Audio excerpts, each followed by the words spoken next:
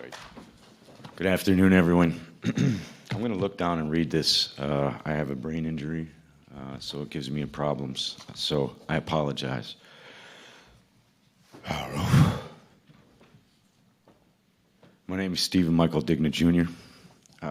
Doctor, I'm sorry. These are slipping my hands here. Sorry. That's okay. My name is Steven Michael Digna Jr. The following testimony is true and inaccurate as it can be at this time, to the best of my ability, and I am prepared to swear this testimony under oath before the Senate and Congress. I'm a former sergeant in the United States Army. I began active duty service in 1999, and I served until 2002. I was assigned to the U.S. Army Training Center, W4J9 Alpha Alpha, Fort Irwin, California, located in the Mojave Desert inside Death Valley near the Barstow, California in 2000. I was assigned to Alpha Company Group, Live Fire Combat Engineer Division, Computer Support Systems, and basically for civilians, it's management for live fire operations. I acted as a hub between the operations group, intelligence planners, ground team, Air Force, and Star Wars programs. Thank you, Doctor. In July of 2001, I was observing a live fire practice at a level from an observation deck at approximately 3 stories high from the desert floor. I saw a craft in the distance at approximately 200 feet off the ground, measuring approximately 172 feet across, strongly resembling a hovering B-2 Spirit. Upon first glance, my eyes were adjusting to the darkness. I could see 7 lights in a V-shape. After that, I closed my eyes for approximately 30 seconds to allow them to adjust to lighting conditions. We were running red lights throughout the bunker due to the current live fire exercise. The range was hot. That means rounds are being fired and lives are at risk at all times.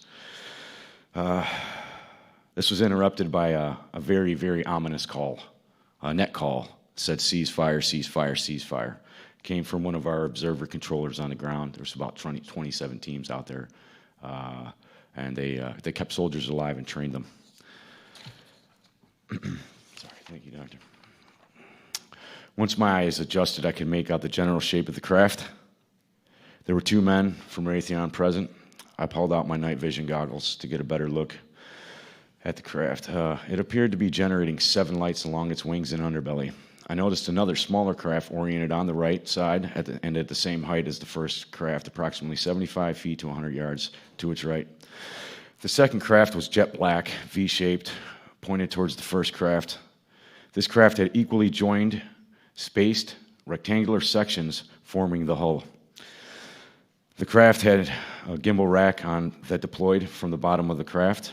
Approximately 5 to 6 holographic lights. Holographic emitting lights were pointed directly at the first craft. That was my assumption due to the fact that they were displaying a strange color within my MVG goggles. Anyone that knows the old school, circa 2000 MVGs, they don't emit color. They give you green, grays, and blacks. I was seeing colors within my night vision goggles. This was not normal.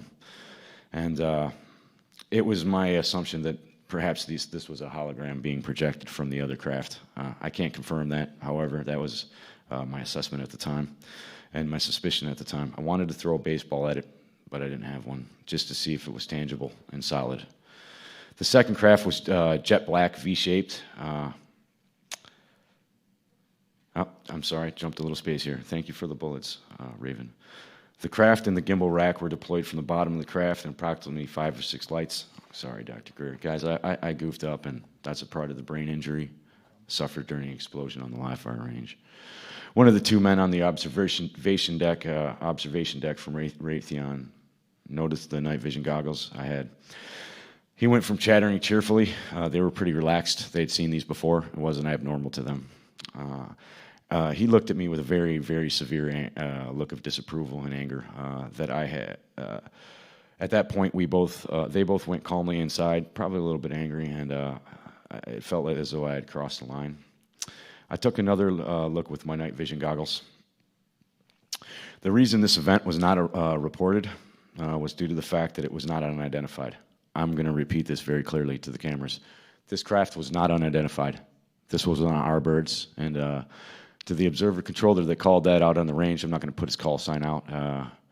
Roger up, eyes on, hands on confirmation. That's our bird, but she doesn't need wind to get lift. She was hovering stationary. This was, I'm going to interject here. Sorry, guys. This was very dangerous. This craft showed up unscheduled. I got no notification. My job was to maintain command and control and to be the hub and top observer controller for the Tactical Operation Command Center for live fire desert warfare. That's the largest live fire warfare center for desert warfare on the planet and in history. So any moving objects that are on that desert floor or in those skies are supposed to be coordinated between myself and another group that I directly worked with the civilian personnel through Raytheon and the United States Air Force. So to get back to the statements here, the reason the event was skip. All right, well, this is going to jump in a little. I was the fastest promoted soldier in 25 years on the post. And I was the youngest #1 control seat holder at Fort Irwin NTC facility in history. That held the title, the voice of the desert. When I cued my mic at my FM base station, it shut down all radios, and I could shut down the range for safety reasons or for medevac calls, safety reports, weather reports, and any other thing that was commanded by me, by my superiors. I skipped over that, but I filled it in good. Approximately 5 to 7 days later, sorry guys, this is personal. This affected the rest of my marriage, my life, and my relationship with my child.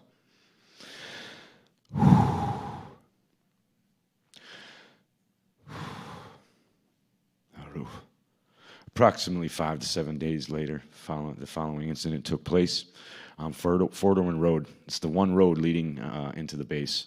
During the weekend pass, after the show, my wife and I had taken a pass to go see a movie.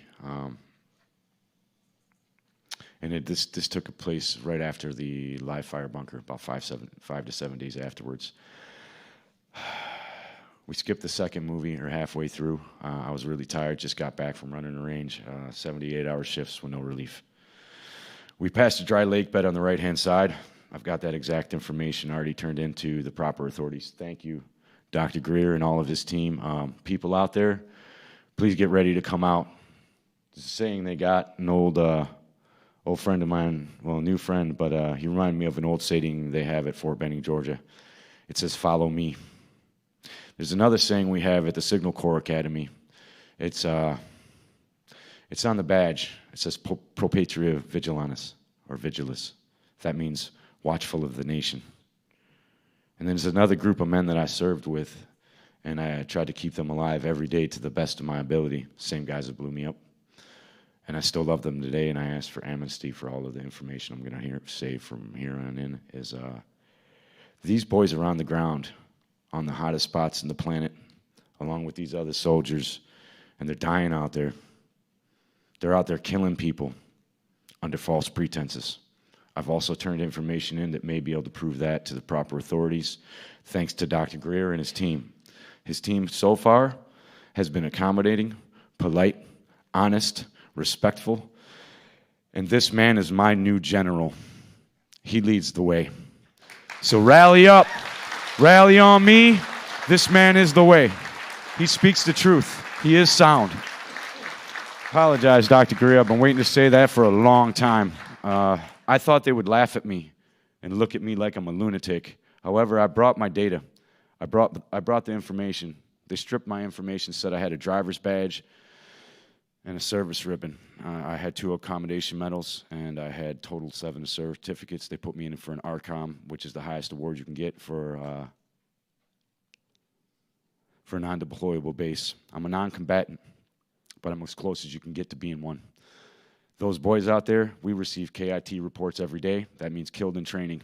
Had I been in a real Tactical Operation Command Center or bunker on the range, like the one that just got hit in Ukraine, then I'd be sending men out to die every day. Those guys hated the voice of the desert because we gave them commands to send their troops into danger and to death, even if we knew that they were just the decoys for the real mission. So I'm going to have to jump back to this. I apologize, Raven and everyone, for going off track, but that had to be said. Back to the story in hand. This isn't a story, it's my story. This is a real story. And don't forget that. This is real. This can't be made up. And I can give you the exact locations. I can drive Dr. Greer and all of the command, Congress, everyone there to the bunker. So we passed a dry lake bed on the right-hand side. My driver's side mirror reflected a powerful white light into my eyes. I saw a bright white light pop up out of the canyon that I had just come from. I looked over my left shoulder and saw a zipping light that zipped through the curves in that bend, mimicking my exact track and exactly the speed that I had had. Suddenly, all I could see was a bright light through all of my windows, and at that exact same time, my car's power steering and the engine's electrical system, everything died, completely died. When I exited the vehicle, I rushed towards the front of the car, believing there was someone pointing a floodlight at us. I had some words to say to that man. I stepped through a thick field of white plasma that encompassed a spheroid craft. As I turned to go inspect the craft, my wife opened the door, and she ran out towards the front of the car, and she was yelling, "Steve, no." She was instantaneously locked in place in a bright white field of plasma. As I looked at her, I thought to myself, it's okay, she's in stasis lock. That plasma enveloped her body with about 6 inches. I heard a female voice calmly state, it felt like it was in my head. It said, she is in stasis lock. It was a confirmation. Thank you, Dr. Greer. Relieved that she was safe, I started approaching the craft for further inspection. The craft and the car were nose to nose at a 90-degree formation. If you looked at it from a bird's eye view, it would be in an L shape, nose to nose. The craft was, there was a plasma field emitting approximately 12 inches off of the craft inside this white plasma field. The craft seemed about approximately 23 feet long. I stepped forward with my left hand extended and slightly reaching out to it. The craft responded to my movement. This startled me slightly, but I took it and stood still, just in case. By moving back and pivoting the nose away from my hand like a cat or a boxer, and it felt like a cat to me.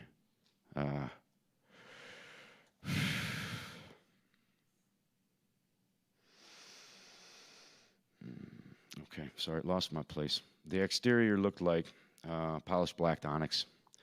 As I approached the craft, I noticed ambient temperature, not hot or cold. I kind of leaned down and touched the craft, and as I swiped my hand up the craft's starboard side, also towards the front of the craft, it was as smooth as glass. However, when I drew my hand back towards me, it felt like shark skin or a cat's tongue. That was followed by a reaction. The reaction followed my hand, and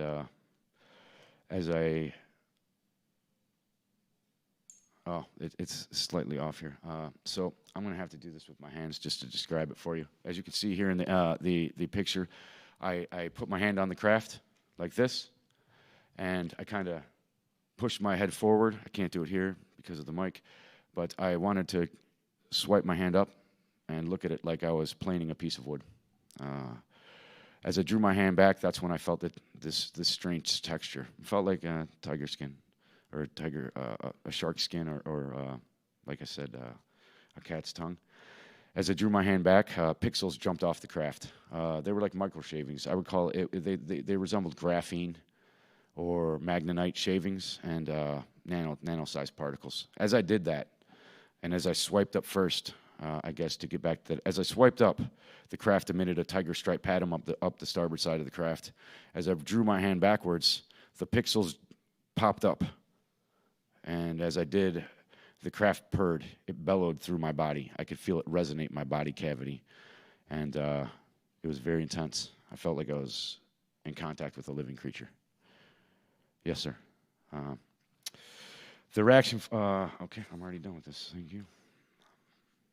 As I drew my hand back, a lattice work opened up underneath. There was a very vibrant colors coming out of the craft, the underskin. This was a very thin nano layer, and there was a meshwork, honeycomb style.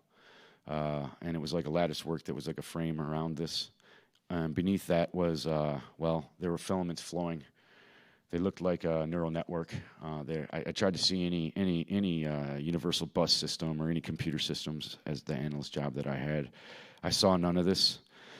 As I drew the hand closer to myself, trying to peer through all these bright, wicked, beautiful lights that were pinks, blues, and every light color you could think of in the spectrum, I wasn't able to see anything through it. So as I drew my hand this way, I kind of pressed off the vehicle. The vehicle was stable. I mean, this thing was locked in position. It's not like Star Wars when you jump off of something and it moves. This thing was solidly locked in place, solid. I seen a shape right here through my elbow as I leaned my face down, and I could see up into the sky above my car a mirage, which was like a silhouette or a heat foil on the road. And the stars shimmered in a straight line, and in a very long distance there was a curve. So it seemed to be curved. Either way, right when that ripple hit in the sky, the stars then refixed back into place. I realized I was looking at a cloaking device on a very, very, very large craft that seemed to encompass the whole desert area that I was under. At that moment in time, I glanced and panned my view just to try to get fathom the dimensions of this craft. And I saw a giant bright white light floating in the sky. And it was a hangar bay door opened. You couldn't see doors. It was just a bright white light. And it looked like a window floating through the sky, maybe even a portal. People might, from a distance, think, hey, that's a portal, but I obviously knew it was a craft. So this is a hangar bay door. And there was a female silhouette standing there. At that moment in time, I heard that same voice, and it said very clearly, you were not supposed to see that. You weren't supposed to see it. All of a sudden, I began feeling a thud, thud, thud sound. This was a resonant frequency being pulsed through my body.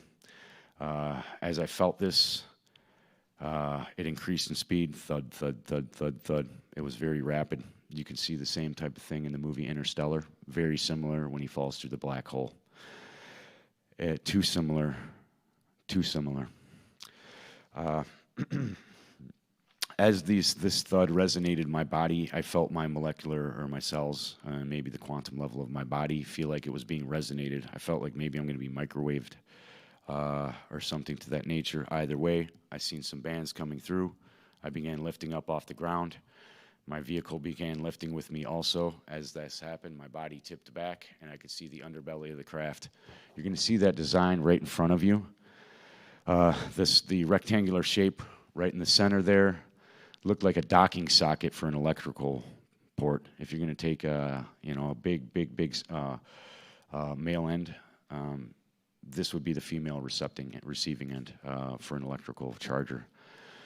To skip through that, there were some there's some highlighted parts here, and as you can read them there, I'm going to let you read that for yourself, just for time's sake. However, as this happened instantaneously, I cued in, and I was flat on my back, and I was staring up at the ceiling, and my vision cued into a very, very bright white light. My vision panned over, and there was my wife flat on her back on a table. It was smaller than the table I was laying on, slightly lowered, and she still had the same exact expression on her face, like she was screaming no. However, she was no longer stuck in the running position. She was flat. As I panned a little more in front of me to kind of gauge where I was at, and this all happened in milliseconds, guys. This was, oh crap, what's happening? So this is a very short encounter here. As I panned over, I saw my vehicle with the right passenger tires end lifted up. I saw some people in some white suits, fully garmented masks with some breathing apparatuses. They were working on the vehicle. Slightly next to that was a strange blue rack that looked like it could have been an automotive rack. Could have had another purpose. That was my quick assumption. Oh, yes, sir. Thank you, sir. No, well, if you want to just finish it up. Yes, sir. So after that had happened, I saw a female right next to me. She was taking some samples from me. It was a human female. She had red hair. She had very fair skin. And after that moment, I also, as I panned over, I could see the window and the desert behind me. I realized we were not in space. I could see the desert floor. I could see the exact 2 rock formations and one far off in the distance. So this is pinpointed by GPS coordinates. So after that, I panned a little more over, and as I seen this open up and the bay door behind her open, or maybe just transparent, and I could see out. I also seen that craft right here docked in the ship, and that came through me after trying to get these schematics down on paper while talking to Michael Scratch. So thank you, sir. This man went through PTSD with me. So thank you, Doctor. Awesome. I know you're great.